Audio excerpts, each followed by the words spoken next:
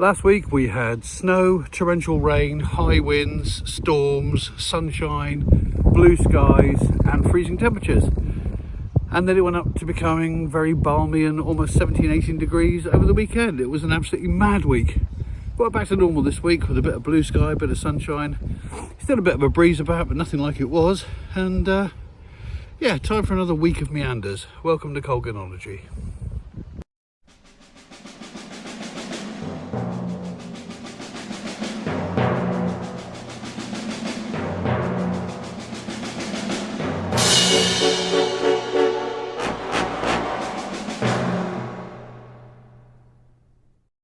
Things are very squishy over on the fields. We had a tremendous amount of rainfall in 24 hours. A lot of places around the UK have had severe flooding problems, rivers breaking their banks. So one advantage of living up on top of a hill, I suppose, the water does run away from us, but nevertheless, still collecting in plenty of places, as you can see. Oh, you're not going to go in the puddle, are you? Oh no, good, he's only having a drink. When I first got a pug, I thought, oh, they're little divas, he'll never want to get himself wet. But no, any kind of river or pond, he's straight in there. Bit of a nightmare. Don't know whether the microphone will pick that up, but there was a buzzard calling somewhere. Now, it's a call, I know it's a buzzard, because it's a call I'm very familiar with, because we used to see buzzards all the time when I was a kid, growing up in Cornwall. Not so common around here, because we have got thousands of red kites. And although they've got different lifestyles, because buzzards are hunters and red kites are scavengers, they do occupy the same kinds of nesting sites. So there is a bit of competition and the buzzards have been pushed out a bit. So we don't see or hear them very often, but that's a definite buzzard. I should keep my eyes open. This little wild area is very popular with foxes and with deers. And if you can see over there, I don't know whether you can see beyond, you might just be able to see 3 red kites there flying around. That's a popular nesting area over those trees, and it's lovely because we can get them a little bit closer and they catch the light. You can see all the white markings on the underneath and those beautiful orangey red feathers they've got. But as you can see, I mean, that's just 3 in that little area over there, and if you've got 4 or 5 of them sitting in one tree, I mean, what chance has a buzzard got? He's not going to get near it, is he? Or she?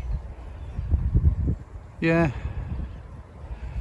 but as I said in previous videos, there's an expression locally that you can't look up without seeing a red kite. They are so common. We're very lucky. We're very lucky to have these beautiful birds in abundance around here, in their thousands, literally in their thousands. There's so many, in fact, that we're discouraged now from feeding them, because we always used to put out scraps and things like that in the back garden, because as I said, they're scavengers. They'll come down and take things like that. It's always wonderful when the ploughing is taking place on the farms, because clouds of them, hundreds of red kites follow behind the tractor picking up all the worms and things from the soil. But a few years ago I put out some scraps, some meat scraps, where I've been trimming some meat in the garden, and I had kites coming down in waves, and so I quickly grabbed my camera and got a few photographs. I'll share them with you here.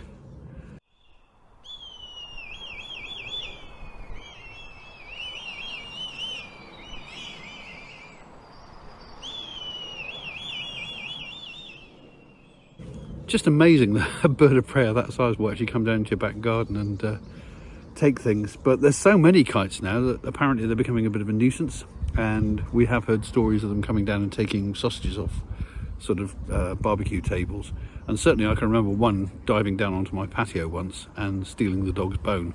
So who knows, they may become a pest eventually. Some interesting little fungus here. Not quite sure what they are. Could be honey fungus, but I'm not entirely sure. Don't quote me if I'm wrong. My eye just caught something. What is this? Ah! Someone's put a little fairy door in here. The reason it caught my eye is because a couple of years ago there was a beautiful golden scaly cap mushroom growing in that little hole in the tree. So yeah. Not a golden scaly cap this time, but a fairy door. Look at these little acer leaves. It's like stars on a pavement sky. Very Van Gogh-y. Bit of a frost last night, so we've got all these lovely frosty leaves. But other than that, it's actually rather lovely today. I mean, look at it, it's like a spring day out here. Sky's blue, a few puffy white clouds, the sun is shining. The temperature is very reasonable considering we're now less than a month to Christmas. And even the wind, the leftovers of Storm Bert, they've dropped now. They've finally abated and there's just a very, very mild breeze. And even that's not too cold. So this is going to be a nice walk today.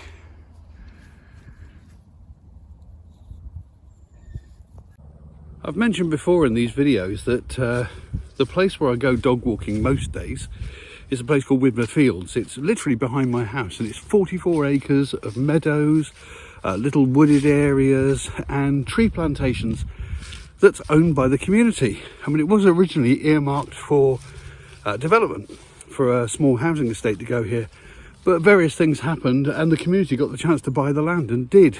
And so it's now ours forever, and I say forever because a campaign started a few years ago to get this designated a village green, and we succeeded. So consequently, this is now, I believe, the biggest village green in Britain, 44 acres, and it's maintained by volunteers. There's a bunch of people called the Grange Area Trust, and they come out here and they trim the hedges back and sort the trees out and plant new wildflowers and trees and monitor the wildlife, and just basically brilliant people. The fact that the community owns this piece of land and it's not terribly well known by people outside of the immediate area means it's looked after, not just by the volunteers, but also you'll notice no litter anywhere. I walk these fields for at least an hour and a half every day, sometimes longer. Very rarely see any litter, and that's because we don't mess on our own doorstep. The people who use these fields, and indeed anyone can, but it tends to be local people, mostly dog walkers and people with young families. We don't leave litter, and if we see any, we pick it up. So consequently, this remains a really lovely space. The whole 44 acres is bounded on one side by houses. You can probably just about see them there through the gap. That's kind of the area where I live. And the rest of it is bounded by farmlands. And in fact, if we cut through this little alleyway here, you'll be able to see one of the big farm fields, and it's the field where I quite often see deer out here, roe deer, during the day. But separating all of the fields, both the farm fields from our 44 acres and indeed the separate fields within the 44 acres, there are these little ancient wooded pathways, and these were the original trackways used by people to travel from one place to another. And all of these are kept I won't say pristine because they're nice and wild, but they're kept clear so people can walk through them by the local area trust, people who look after our fields. And yeah, this is one of the big farm fields. No deer out here today that I can see. And here's another view into another farm field where I quite often see deer as well. This is an arable field, and at the top again you can see the houses and how close they are. So there you go, a brief introduction where I walk my dog every day. As I said earlier, I'm very lucky to have this on my doorstep because I'm a country boy by nature. As you know, I grew up in the countryside, grew up by the seaside, and I miss being out in nature if I don't get that option. Winter's come back today. It's bitterly cold due to another northerly wind. It's about 4 or 5 degrees, but it feels like -2 due to the wind chill, and the skies are grey and cloudy and pregnant with the threat of rain. So I think a bit of a quick walk today. A little cherry gall here on a fallen leaf. I mean, hopefully the grub has exited by now, but I can't see any hole in it, so maybe he's going to be there for the winter, in which case I'll put him back in the leaf litter. But yeah, like all these galls, they're all caused by specific forms of gall wasp. This is a cherry gall, so called because had it been still on the living leaf and catching the sunshine, they glow, they go a little red. You would have seen them in previous videos of mine anyway. And they always inject into the vein on the bottom of the leaf, cherry gall wasps. So yeah, who knows, there might be one in there surviving the winter.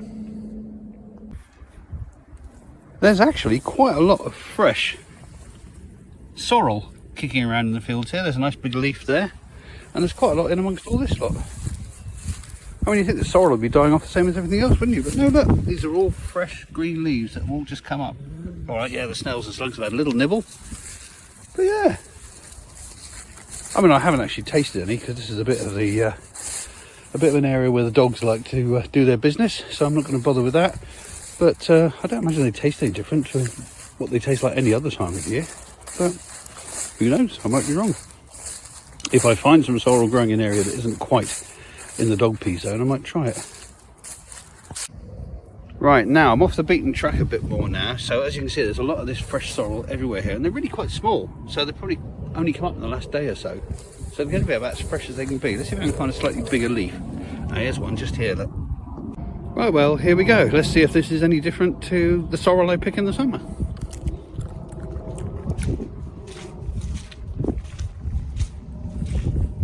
No discernible difference. Got that lovely acidic sting you get from it, that slightly lemony flavour. No, it's pretty the same. If anything, the flavour's slightly stronger. So, win-win. Just checking on one of my secret supplies of mistletoe, and as you can see, there's going to be lots of berries this year. They're really starting to swell now. Yep, there really is nothing to report today. There's not even any other dog walkers out here. It's just me, a few noisy magpies, a few red kites, Harris the pug, and a lot of moisture. Roll on tomorrow and let's hope it gets a bit better.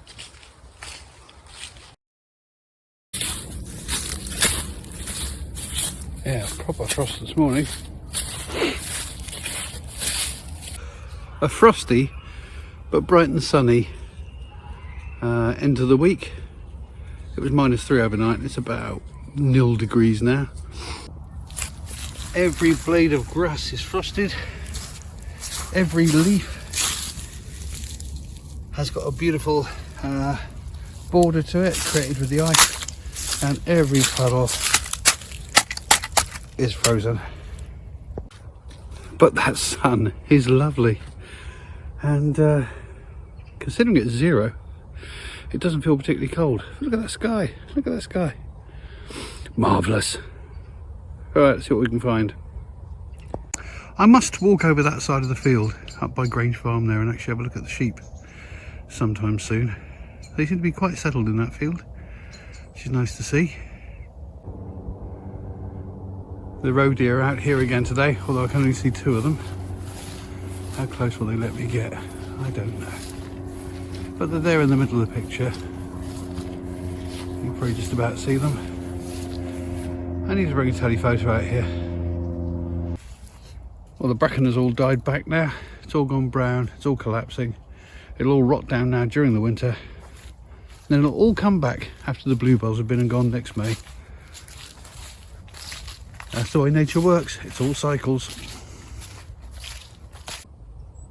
I think that's it for another week. A bit more settled this week. And I hope you enjoyed your little perambulation with me, and if so, join me for the next one. In the meantime, all sorts of arty things going on. Keep watching this channel, and I'll see you soon. Toodle pip. And don't forget that our Neo-Pagan Wheel of the Year calendar is now available to pre-order. UK residents simply scan the QR code. Overseas customers email us at copa.artist@gmail.com, and we'll try and work out the cheapest way of posting it to you. Thanks very much.